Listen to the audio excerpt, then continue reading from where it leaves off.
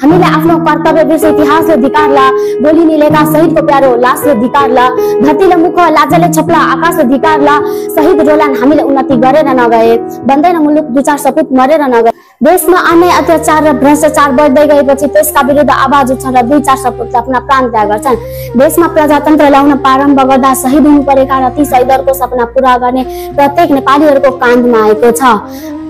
देश र जनताका लागि आफ्नो व्यक्तिगत स्वार्थलाई छाडेर लागि परेका ती शहीदहरूप्रति हामीले एक दिन शहीद दिवसको दिन शहीदहरूलाई माला चढाएर मात्र हुँदैन, हामीले प्रगति गरेर देखाउनुपर्छ।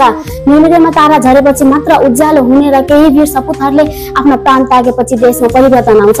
देशमा ठुलो परिवर्तन ल्याउनका लागि सच्चा सपुतहरूले आफ्नो प्राणका बलिदान दिन्छन्। आज हामीले प्राप्त गरेको यो स्वतन्त्र जीवन शहीदहरूको योगदान हो। हामीले फेर्ने साहस हाम्रो सदा चलिरहने धड्कन सबैमा शहीदहरूको योगदान बगिरहेको छ। आफ्नो व्यक्तिगत खुसीलाई त्यागेर देश र जनताका लागि आफ्नो प्राण त्याग गर्ने शहीदहरूको सपनालाई हामीले साकार गरिदिनुपर्छ। सम्पूर्णलाई मेरो नमस्कार। मेरो नाम मीनाक्षी शाह हो। म श्री ज्ञान ज्योति अंग्रेजी विद्यालय रंगेली नगरपालिका वडा नम्बर 2 दिनदिने कक्षा 8 की अध्ययन छात्रा हो। आज म हजुरको सामु कक्षा 8 को नेपाली पाठ्य पुस्तक अन्तर्गत पर्ने भोपी शेरचनद्वारा रचना गरिएको शहीदहरूको सम्झनामा नामक कविता लिएर आएकी छु।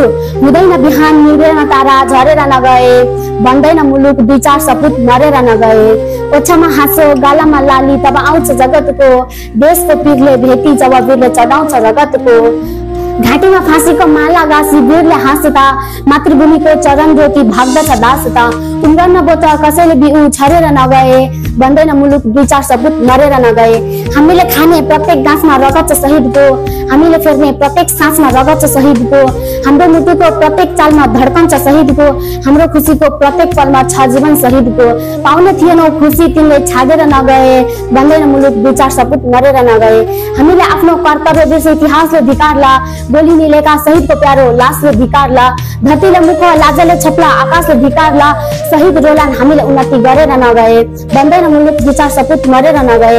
मैले हजुरहरूले मैले वाचन गरेको कविता सुनिदिनु भएकोमा धन्यवाद।